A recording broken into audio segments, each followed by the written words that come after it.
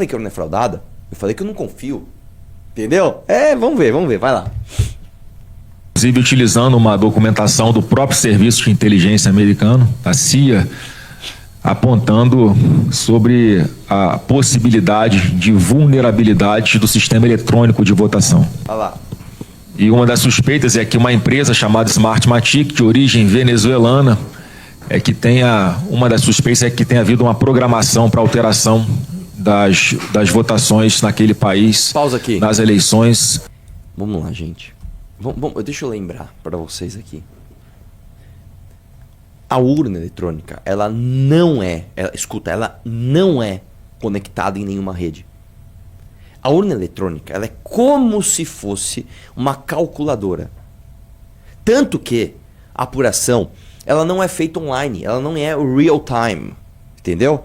O cara tem que pegar a urna, ele tem que pegar aquela caixa, pegar o boleto, pegar o extrato e conferir eletronicamente e conferir o papelzinho que sai dela. É isso. Tá? Vai lá. Só pra você entender. O que isso geraria dificuldade para você fraudar a urna? Se você fosse fraudar a urna, não adianta você, sei lá, fazer um programa. Não é isso. Você teria que fisicamente pegar a urna, desviar ela de onde ela é armazenada, fazer a adulteração, fazer todos os lacres iguaizinhos e devolver ela lá. Entendeu? E depois você tem que desfazer a fraude, porque depois os caras vão conferir se a urna está atuando conforme a programação. Ou seja, eu nem sei. Deixa eu perguntar pro ChatGPT uma coisa aqui. Vamos ver aqui. O que é? Quantas urnas eletrônicas são usadas numa eleição presidencial no Brasil?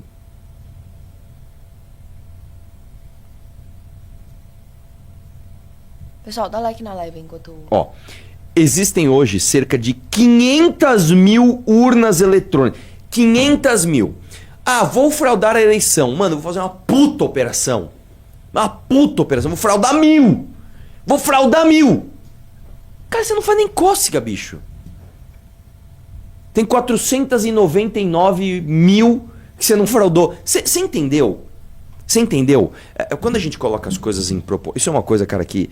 Eu tinha um professor de química, ele sempre falava isso. Ele falava, cara, nós temos dificuldade em imaginar números grandes. Coloque as coisas sempre em proporção. Coloque em proporção. Você chega e fala assim, sei lá, o Thiago Leifert é rico? É rico. O Luciano Huck é rico? É rico. O Elon Musk é rico? É rico. Então, você não pode fazer um balde de ricos. Não, peraí, o Thiago Leifert é rico aqui, ó. O Luciano Huck é rico aqui, ó. O Elon Musk é rico lá pra cima do teto. Existe uma graduação naquela riqueza. Existem proporções naquilo que você acha que é muito grande ou muito pequeno. Então, quando o cara fala assim, a urna é fraudada, tá, vamos entender como o cara fraudaria. Quantas urnas tem? 500 mil urnas, cara, são 500 mil urnas. A gente não consegue nem imaginar isso, cara. Se tivesse 50 mil urnas, já ia ser foda. Tem 500 mil urnas, cara.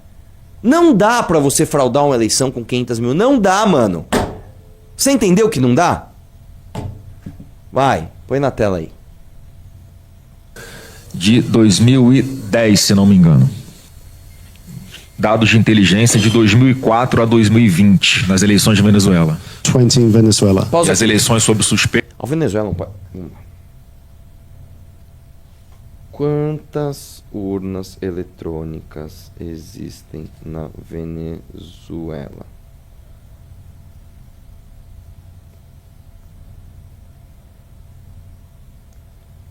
Caralho, cadê essa porra? Deixa eu perguntar no ChatGPT. Quantas urnas eletrônicas tem na Venezuela? Vamos ver se o ChatGPT acha pra mim. Vai. 47 mil máquinas. Em 13 mil centros eleitorais. Já é mais difícil de fraudar. Mas ainda tem mais um detalhe. Ou seja, nós estamos falando de um negócio que é 10 vezes menor do que no Brasil. Só que tem mais um detalhe. Lá, o ditador Nicolás Maduro, ele basicamente concentrava tudo na mão dele. Aqui não, cara. Aqui você tem inúmeras instituições que guardam as urnas e inúmeras instituições que fiscalizam a urna. São, se não me engano, 25 ou 27 instituições. É OAB, todos os partidos, universidade. Não dá, velho. Não dá. Ah, você confia na urna? Confio na urna eletrônica. Confio. Põe na tela aí, vai lá. Que são citados nos relatórios da CIA são as de 2012. Não vou entrar em mais detalhes, mas só para deixar registrado que muitas dessas máquinas que são utilizadas nas eleições brasileiras têm a mesma origem dessa empresa venezuelana. Então, o pedido que eu faço a todos aqui, não estou questionando o sistema de votação brasileiro, mas que todos os países possam mandar a maior quantidade de observadores possíveis para as nossas eleições, como sempre fazem, e também pessoas que tenham conhecimento sobre essa tecnologia e como o Brasil pode ter eleições mais seguras e transparentes. É de uma burrice assim, estratosférica. Na véspera da campanha o cara falar um bagulho desse.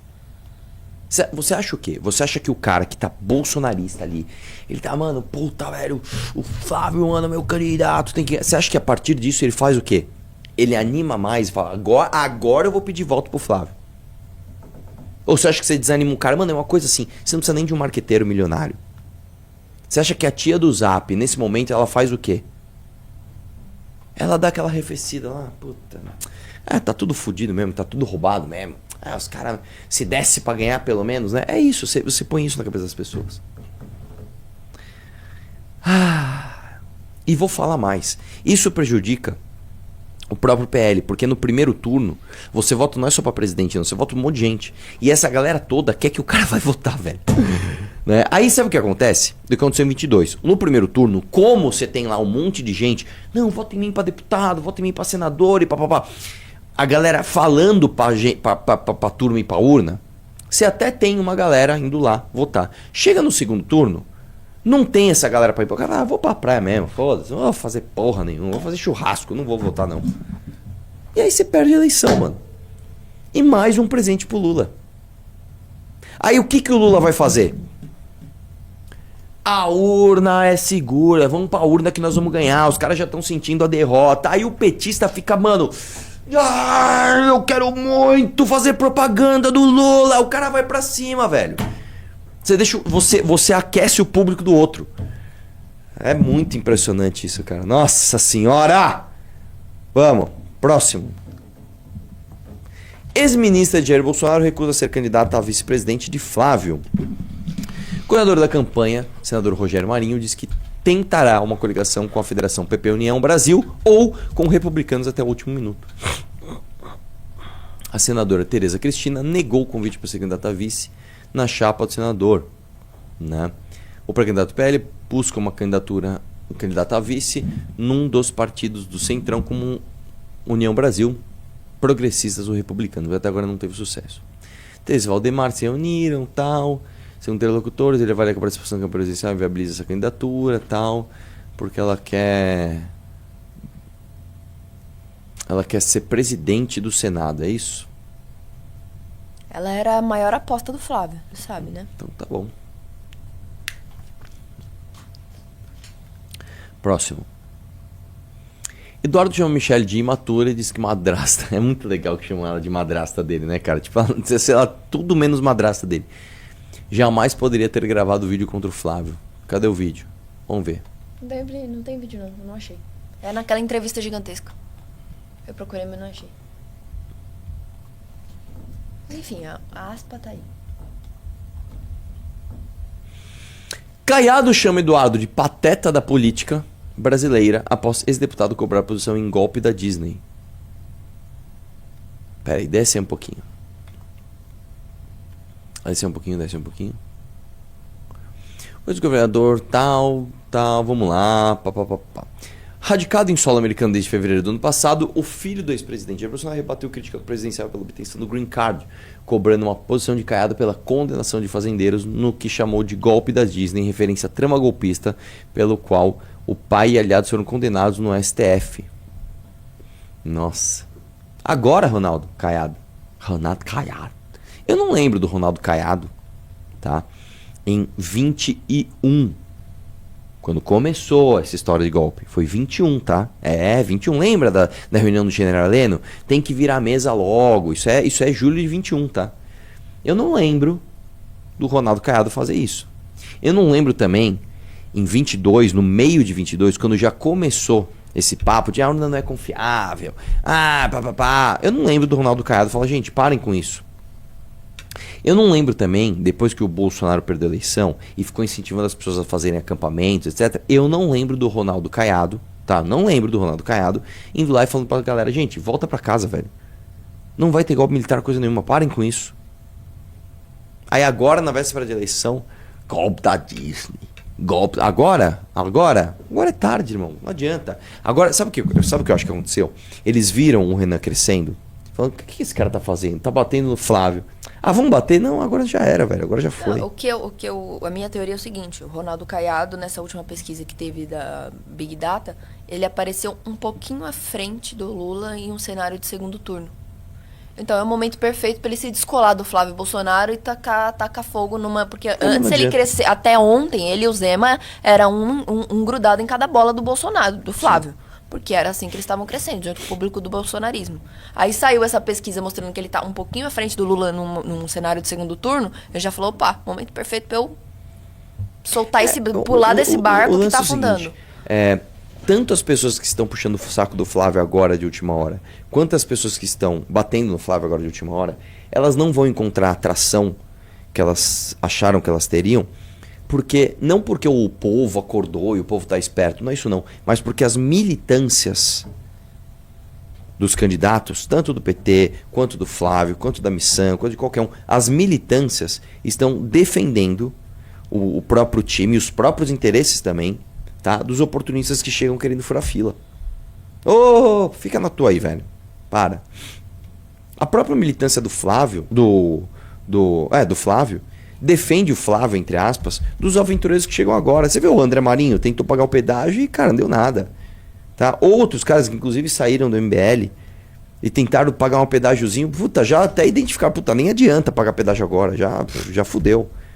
E aí, mais uma vez, pessoal, quem é que não está na véspera da própria eleição, né, presidencial, e tá chamando esses caras? Quem? Quem você acha, Ana, que é? Oi? Que não está na véspera da eleição presidencial e tá chamando esses caras todos, inclusive os oportunistas, inclusive os refugos. Nicolas, calma aí, meu, vem cá. Dá as criticadas no Flávio que nós vamos estar juntos lá na frente. Vai indo na frente. E a galera, sou soldado do Nicolas, você é louco, puta, vai dar tudo certo. Nós temos um plano que ninguém tá percebendo, mano. Nós vamos fazer igual o Marçal. Nós vamos, mano, comer o bolsonarismo por dentro, Vai lá. Sabe qual é o grande filtro disso? De verdade. Geração Z, cara. A geração Z é mais esperta do que as gerações anteriores, politicamente falando, tá? Como estamos de audiência e leak? 4.700 pessoas ao vivo e 2.000 likes. Pessoal, dá apenas. like nessa live, cara. Zero like. Dá like nessa live. Arthur, E, você quer que eu e o Aloysio sejamos demitidos? Você fica aqui sozinho operando live, ligando câmera e fazendo tudo sozinho? Dê like na live e, presta atenção. Quem entrar no Valete Plus... Essas análises que a gente faz aqui, tá? Elas saem muito antes nos relatórios do Valete Plus, cara. Entra lá que tem muita coisa boa, beleza? Vamos lá, próximo. A disparada de Renan alerta para Zema e outras movimentações na pesquisa Real Time Big Data. Levantamento mostra Lula na liderança, Flávio interrompendo a sequência de queda e um avanço de Renan Santos, que começa a mexer no tabuleiro da direita. Desce aí um pouquinho. O cara tá falando assim, que a empresa que fez a urna é canadense, né? Independente disso, né, cara, a urna, ela não tem conexão, ela não é conectada a nada, né? A nova pesquisa do Big Data, tal, beleza, tal, que aí o Renan meteu-lhe os 9, meteu-lhe os 9%, mano, você é louco. Desce aí um pouquinho. O avanço de Renan acende um sinal de alerta para Zema. Na avaliação de Lucas Chat, o crescimento de Renan ocorre paralelamente à perda de espaço de Romeu Zema, Segundo ele, a pesquisa mostra uma redistribuição das preferências entre os candidatos da direita. O Zema parece estar perdendo tração nessa disputa de candidaturas mais à direita. Porra, velho! Que avaliação, Lucas! Porra! Mano, meteram aspas do cara mesmo, hein? O Zema parece estar perdendo a tração nessa disputa. Pô, agora fiquei impressionado. Para o diretor do Instituto, Caiado ganha parte desse eleitorado, enquanto o Renan passa a ocupar um nicho distinto ao criticar simultaneamente Lula e Bolsonaro, estratégia que, segundo ele, vem mostrando resultados. Desce aí um pouquinho. Bolsonaro tem uma pessoa que uma movimentação observada, foi a recuperação de Flávio Bolsonaro no cenário do segundo turno, o senador aparece com 42% de votos contra 45% do Lula, resultado que configura um empate técnico dentro da margem, embora a alta dos 2 pontos seja dentro da oscilação estatística, considera que tem 50 por aí. Eu acho que indica sim, pelo menos, que a crise foi estancada nesse momento. Mano, eu vou fazer um quadro com as frases desse cara. Porra! Porra, mano, você é louco, meu. Olha essa análise, meu. Desce aí um pouquinho. Os eleitores que não decidiram a disputa. Não manter de esperança, mas a disputa segue aberta? Sim, né? Desce aí um pouquinho. O Sudeste pode decidir a eleição? Eu acho que tudo vai definir a eleição. Os caras falam, Minas é que define a eleição. Não, cara, tudo define a eleição. Tudo. Quem é que imaginou que em 2018 o Bolsonaro teria tantos votos no Nordeste? Tudo bem que foram nas cidades litorâneas, nas cidades com melhor IDH, mas quem diria que o Bolsonaro teria tudo isso? E mais, quem diria que os maiores crescimentos do Renan seriam justamente nessas mesmas cidades do Nordeste? Não dá pra dizer. Desce aí um pouquinho. Acabou. Baita análise, hein, Thiago? Porra, meu. Vamos lá. Renan Santos propõe foco em segurança e reformas em plano de governo. Candidato à presidência pela missão definiu o combate ao crime organizado como uma das prioridades. Propostas incluem substituição do Bolsa Família e fim de cotas no país. Desce aí um pouquinho. Desce aí um pouquinho. Desfavorização integral do Brasil, tal. O documento denominado Livro Amarelo, porra, finalmente a imprensa está falando do Livro Amarelo, cara. É dividido em 3 partes principais: Estado Novo, Reformas de Base e País do Futuro. Em mensagem inicial, Ana Santos afirma que na área política o país tem um dos piores momentos da história. Ele criticou o que chamou de resultados medíocres na gestão petista do governo Jair Bolsonaro. Desce um pouquinho. Segurança Pública. Na área de segurança, o plano de governo propõe, entre outras, aumentar o rigor das penas, confiscar bens de faccionados, ampliar a cooperação internacional e federalizar todos os casos relacionados a facções criminosas. Isso, ó, só uma coisa. Eu falei isso ontem no podcast, né, com o policial federal, o Caio, né, que é o seguinte: uma das travas burocráticas que a gente tem é justamente esse fato de uma justiça esbarrar na outra. Por exemplo, vamos supor que eu estou investigando aqui um caso de tráfico de drogas internacional que está passando pelo Porto de Santos. Isso é Justiça São Paulo. Só que eu descubro que a carga veio do Paraná. A Justiça foi lá para o Paraná. Só que eu descubro que o operador financeiro é do Sergipe. Vai lá para o Sergipe. Aí você começa a ter 3 justiças diferentes, cada uma com o seu prazo, cada uma com as suas influências locais, travando isso. Você não pode ter isso. Com certeza você já viu filme nos Estados Unidos, onde tem, sei lá, um policial investigando um bagulho. Um assassinato. Aí chega lá o policial. Aí ele vai lá investigar e de repente chegam os feds. Chega o FBI e o cara fica puto. Não, isso aqui é caso do FBI porque se trata, dá um exemplo, de um serial killer que tá matando um monte de gente em vários estados. Passou pro FBI. Acabou. Acabou a jurisprudência daquela polícia. Acabou. Os federais vão lá e eles passam por cima de tudo e é como tem que ser. Porque se eu tô investigando um cara aqui, está mandando drogas pelo Porto de Santos, mas a base dele é no Paraná, o operador financeiro do Sergipe, e ele tá pegando droga na fronteira do Mato Grosso, mano, não dá pra você ficar sendo travado como é hoje, com várias justiças diferentes. Esquece. Você precisa de nós precisamos de uma Liga da Justiça, de verdade, especializada em combate ao crime organizado, assim como foi feito em El Salvador. E a crítica é, aumenta o custo. Aumenta o custo mesmo, realmente aumenta o custo. Nós vamos ter que ter juízes federais, promotores federais, tá? Polícia Federal focada em combate à organização criminosa. É isso. É isso. O mesmo juiz que vai julgar o cara que está usando os portos no Ceará para exportar droga, vai julgar o cara que está usando o Porto de Santos aqui. Porque é a mesma coisa. E mais, isso simplifica a comunicação do país com as justiças de outros países. Porque se eu tenho, por exemplo, a droga vindo do Equador, Eu não posso simplesmente aceitar que o Equador não vai fazer nada. Eu tenho que ter uma conversa, um diálogo rápido, com medidas objetivas para buscar os caras lá no Equador, sem ferir a soberania nacional deles. Era isso. Os caras falam jurisprudência, é jurisdição. Eu errei o nome. É isso mesmo, cara. Entendeu? Vamos lá? Segurança pública, tal, desce um pouquinho mais, deixa eu ver o que mais tem. Ajuste fiscal, se for eleito o presidente da missão, vê como seu primeiro ato a aprovação do Congresso uma PEC de transição que mira o equilíbrio fiscal como um remédio amargo. A proposta terá como base uma matéria apresentada pelo deputado Kim Kataguiri. A intenção é determinar a desindexação de benefícios previdenciários e assistenciais do salário mínimo, né? A desvinculação dos pisos de saúde e educação da Receita, a revisão do abono salarial e a redução de gastos tributários. A economia estimada é de 1,1 trilhão até 2031. Pelo plano, o aumento do investimento estatal em infraestrutura será condicionado à reforma administrativa fiscal e prévia. Porque a gente não pode sair, não, vamos construir aqui uma ferrovia. Óbvio que tem que construir, com que dinheiro? Primeiro você reforma os gastos recorrentes para você ter o dinheiro para investir na parada. O documento propõe ainda uma lei de responsabilidade gerencial sobre o operador em gestão, desce um pouquinho, objetivos universais para municípios. Que isso é outra questão aqui no país, tá?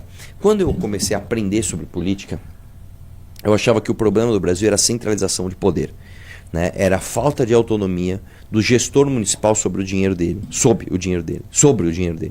O fato é o seguinte, cara, em muitos lugares isso realmente é verdade, em muitos lugares não é. Em muitos lugares, na verdade, essa trava o cara de fazer mais merda ainda, né? Então a gente tem que fazer uma forma onde o cara tem a capacidade de gestão, tem autonomia, mas ele tem as travas, e não as travas pré-fixadas pela União de porcentagens específicas do que vai ser o investimento. Porque aqui no Brasil, como que a gente trava isso? Como que você trava um prefeito merda de uma cidade de interior, de algum rincão do Brasil, não gastar dinheiro errado? A gente estipula a porcentagem, é um absurdo. Eu não vou lembrar agora, mas acho que é 22% para educação, 16% para saúde. Isso é um absurdo. Porque se você tem um lugar, como eu já dei esse exemplo 1 milhão de vezes, onde a escola tá boa, mas a rua tá ruim, você precisa mexer na rua e não na escola, cara. Então, onde deve estar a trava? A trava está no lugar errado. Em vez de você fixar a porcentagem de dinheiro que vai para cada área, você vai fixar no resultado final. É como se eu te chamasse, eu não sou... Imagina que eu estou te contratando. Você vai fazer o quê? Cara, você vai fazer expedição das revistas Valete. Eu não vou ficar falando quanto de tempo você vai gastar etiquetando, quanto de tempo você vai gastar embrulhando, quanto de tempo você vai gastar levando pro correio. Eu não vou fazer isso. Porque às vezes eu tô falando pra você, mano, você vai gastar 33% do seu tempo etiquetando. Você fala, cara, mas eu etiqueto em meia hora, é rapidão etiquetar. O problema tá em levar no correio que é distante, tô dando um exemplo. Então eu vou cobrar você da gestão. Eu falo o seguinte, ó, você precisa enviar X revistas Valete por dia. E elas têm que chegar sem extravio. Beleza? Beleza. E aí o cara se vira. E tem que ser isso. A gestão municipal tem que ser isso. Ó, vem aqui, como tá teu índice de educação? Puta, cara, meu índice de alfabetização tá tanto. Meu índice de evasão escolar tá tanto. Meu índice de saúde tá tanto. Então vamos melhorar? Eu vou te dar a meta de índice. Tá aqui a meta de índice. E você, aí sabe o que vai acontecer? O prefeito, que às vezes ele é incapaz de gerir aquilo, e a maioria é incapaz, ele vai no mínimo buscar um especialista. E aí acho que é também papel do governo federal oferecer a ajuda para esse cara. Vou dar um exemplo. Ontem eu fiz um podcast com o Caio, qual é o nome dele? É Caio Mendonça. O que ele faz? Ele é policial federal especializado em lavagem de dinheiro. Então a própria polícia coloca ele para sair dando aula no Brasil inteiro sobre lavagem de dinheiro. Ele é o cara que orienta o cara. Então, por exemplo, puta, eu tô aqui na Paraíba, mano, e tô vendo que, tá tendo um bagulho esquisito aqui com crime organizado no interior do estado. Como é que eu pego os caras? Manda o Caio lá, o Caio chega lá. Irmão, você pega pelo dinheiro. Como é que você pega? Como é que você identifica? Ó, você vai ver que tem o COAF, ele vai identificar movimentação estranha assim. Quando é em dólar, provavelmente esse é o cara que exporta droga. Quando é muito fracionado e pequenininho, esse cara, por exemplo, é dos fretes pequenininhos. E aí ele ensina o cara a fazer o combate ali. A gente tem que ter a mesma coisa. Nós temos que ter uma política é como se fosse uma escola, é um curso de gestão pública para os gestores. Ó, você tem tal meta para bater? O caminho é esse, tá aqui, ó. Você tem que fazer isso daqui. Agora vai lá e realize. Entendeu? Aí o cara com certeza não vai ter no curso, gaste 2 milhões de reais para contratar o, sei lá, o sultão da pisadinha alegre aqui para fazer um show na tua cidade. Não vai ter isso, cara. E a vantagem desse prefeito vai ser a orientação do governo federal, ou seja, vai existir um espírito nacional de pessoas falando disso, que, mano, não é pra contratar show. Contratar show é uma coisa meio zoada. Porra, beleza. Isso funciona mais do que você imagina. Você sabe que tem uma análise do Pinker, o Steven Pinker, que ele fala o seguinte: sabe o que acabou com muitas guerras no século XX? Porque o que acontece, né? Você sabe, teve a Segunda Guerra Mundial, o mundo depois da Segunda Guerra Mundial se tornou um mundo unipolar. Você tinha os Estados Unidos como, aliás, bipolar, né? Você tinha os Estados Unidos e a União Soviética disputando ali na Guerra Fria. Caiu a União Soviética, o mundo ficou unipolar. Neste meio, muitas nações que vinham lá do histórico desde a Primeira Guerra e viram a Segunda Guerra acontecer, viram o enfraquecimento das grandes nações, falaram: eu quero a autonomia do meu povo. Então você tem, por exemplo, a Tchecoslováquia se transformando em República Tcheca, não sei o que lá. Você tem aquelas meiucas do Kosovo ali, da Geórgia. Você tem ali aqueles povos declarando independência e tal. Ok. Então você teve muita guerra, né? No século XX. O que brecou as guerras? Acredite se quiser, tornar a guerra ilegal. Uma lei, é uma lei. Não, guerra é ilegal. Isso muda o modo das pessoas. Eu vou contar outra coisa pra você. Teve essa polêmica aí da Helena de Troia negra, não sei o que lá, e muita gente falando que é racismo. Você fala que a Helena de Troia não pode ser negra, tal, e não. Os gregos entendiam a beleza como algo ligado à pele branca. Isso não tem a ver com racismo, porque naquela época você não via o ser humano como um conjunto de raças. Você via o ser humano como um conjunto de povos. E na cabeça dessas pessoas, se você faz parte de um povo, a sua missão de vida, muitas vezes, enquanto povo, é conquistar, é dominar o próximo povo. Então existia um negócio estabelecido que é o direito de conquista. Isso é mundial, cara. Isso não é uma coisa... é uma coisa...